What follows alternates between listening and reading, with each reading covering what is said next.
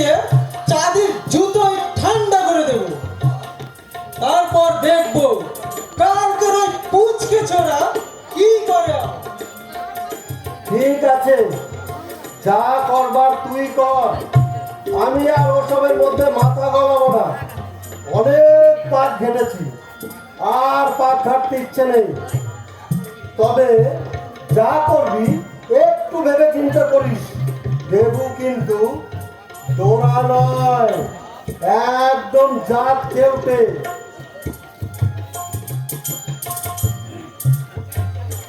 ওই ভূতের তলায় ফেলে ওই কেউটের মুখটা যদি আমি ভেঙে ঘুরিয়ে দেব, তার শুধু ভয়।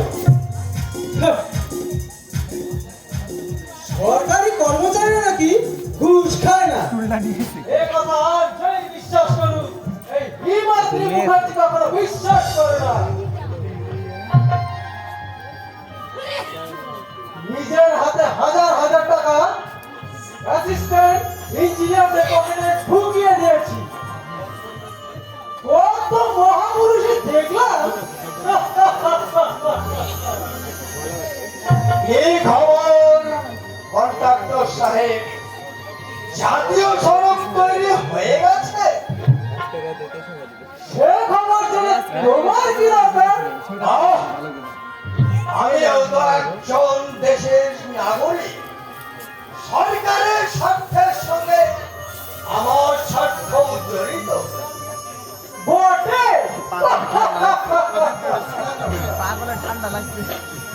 বালি থেকে নবগ্রাম পর্যন্ত রাস্তা ধসে যাচ্ছে।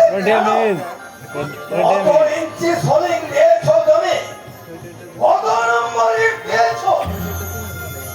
দিল্লি রোডের গোডাউন থেকে এই জমি নিয়ে চোরা কারবারে বিক্রি করেছো কেন? কোথায় যাচ্ছে ওই লরি লরি টনসে? পাগল সব জবকার শয়তান! পাগল জাতীয় স্বার্থ নিয়ে বাংলা থেকে শুরু করে সবই জানি। তোমাদের সঙ্গে যোগ দিয়েছে ওই স্বার্থান্বেষী কয়েকজন সরকারি কর্মচারী। রেহাই পাবে না, রেহাই পাবে না হিমাদ্রি মুখার্জি। জনতার দরবারে তোমাদের বিচার হবে। আমি তোকে সাবধান করে দিচ্ছি বুড়ো দারুণ দারুণ। আমি ছুটিয়ে দেবো। আরে যা যা বেটা চোর! নীলকণ্ঠ, আমি নিজের চোখে দেখেছি লরি করে ওই ভরা নগরে গিয়ে বিক্রি করেছ তুমি। চোরের মায়ের আমার বড় গলা। তুমি কি আমার ঘরটা পরীক্ষা নিচ্ছ নীলকণ্ঠ? আমার ঘরটা কিন্তু সীমাহীন নয়। আরে যা যা বেটা চোর! এত কথা কেন?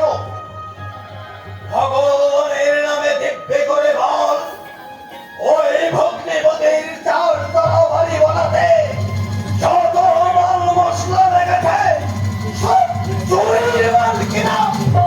বল বেটা, ওই বড় বাবের দিব্যে করে বল।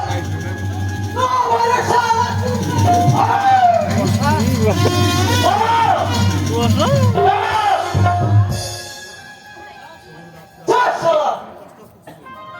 আবার যদি কোনোদিন অশ্লীল মন্তব্য করেছিস, শান্ত মাঠে চাপা দিয়ে দেবো। বাহ, বেশ মজা তো। ওরা তো হাতে সরকারি লোহা সিমেন্ট চুরি করবে, আর আমরা তা দেখেও বলতে পারবো না। নীলকণ্ঠ,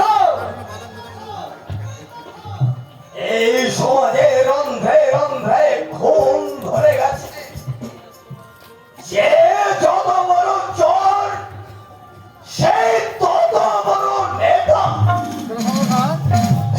আমি ভবিষ্যৎবাণী করে যাচ্ছি, 10 বছর পরে তুলসী মালা তুমি একজন নাম করা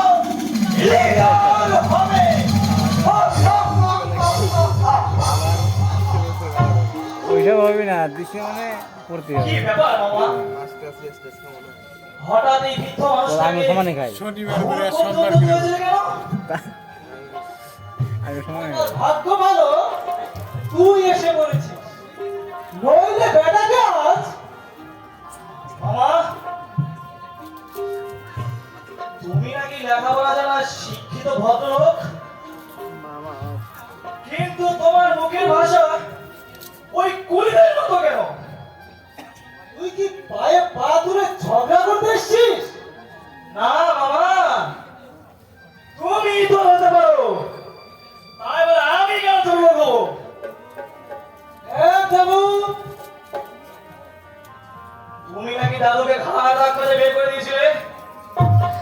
তোমার ভাগ্য সুপ্রসন্ন ছিল, সেই দিন আমি বাড়িতে ছিলাম না।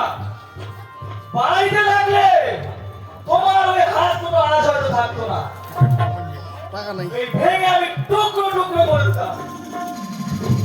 আসে ঠিক আছে, খবর খেলে গ্যাস হয় আমারও মনে রইল। গ্যাসের ট্যাবলেট আমি খাবো এর জবাব আমি ট্যাবলেট খুব খেলে আরো দেব না। ক্ষতি হয় শরীরে কাজেই করে দেখেছি। না মানুষের ক্ষতি আমি চাই না ছোটবেলা থেকে একটা গোখরো সাপকে দুধ কলাতে পুষে এসেছি, বড় হয়েছে ছবল মারতে চাইছে।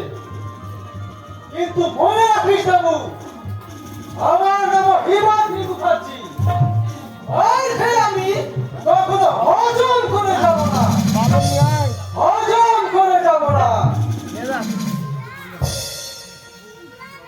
এদের অর্থের অহংকার আমি চূর্ণ করবো। অশুভ শক্তির কাছে আমি কোনোদিন হার মানিনি, আজও আমি মানবো না। যারা সরকারের কর ফাঁকি দিয়ে গড়ে তুলেছে এই বিলাসের সৌধ, তাদের ওপর আনবো আমি চরম আঘাত।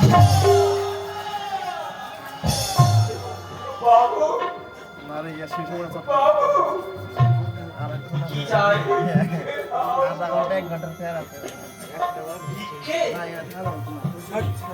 দাদা আমি সিন্ধুদের 8 ঘন্টা দিচ্ছি তো দিয়ে যাবো দাদা হ্যাঁ দয়া করে, হ্যাঁ দয়া করে আমাকে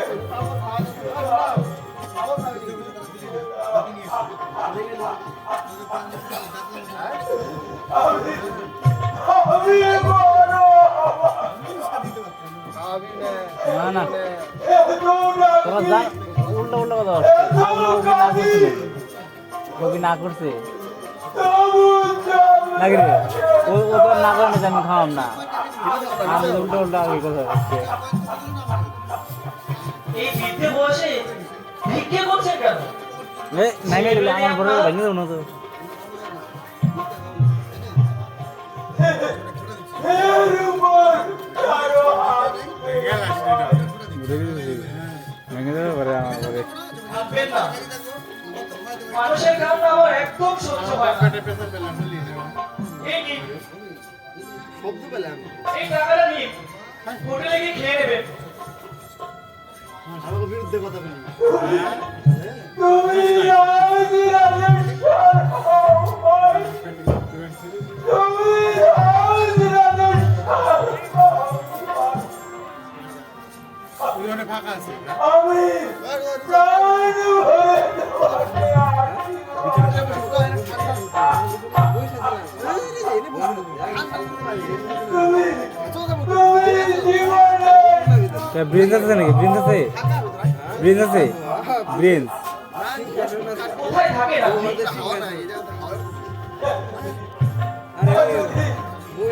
মনে আছে না? ওই হাসপাতালে তুমি হলো না। হ্যাঁ এখন আমি ফুটপাতে থাকি। ও বিটা আপনার সবাইকে ঠিক করতেছে নাকি আমি রোজ এই পথে অফিসে যাই, এই টাকা ভুলে গেলে এখানে এসে দাঁড়াবে, আবার আমি কিছু দিয়ে যাবো। আর হ্যাঁ শুনুন, কম টাকা একটা ঘর দেখে নেবেন। ফুটপাতে থাকলে সেটা মরে যাবেন যে। ঠিক বলছেন? সিরিয়াস না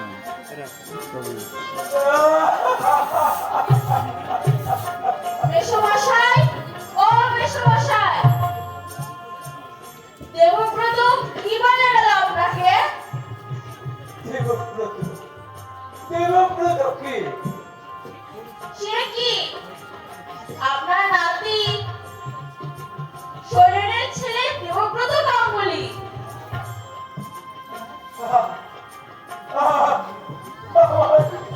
আমার দাদু ভাই, আমার দাদু ভাই। আমার দাদু ভাইয়ের কাছ থেকে আমি ভিক্ষে নিলাম।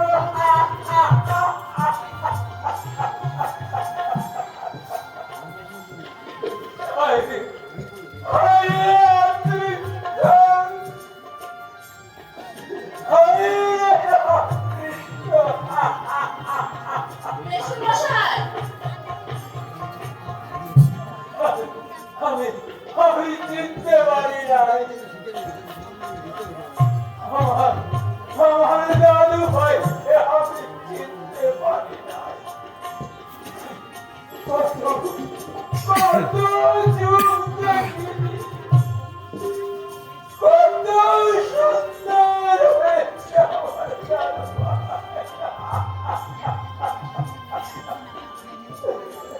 কি বলে গেল আপনাকে? আমি ভিক্ষে চেয়েছিলাম, এই টাকা আমাকে দিল আর বলল এই টাকা পুড়িয়ে গেলে আমার এখানে এসে দাঁড়াবে। বললেন ফুটপাতে থাকবে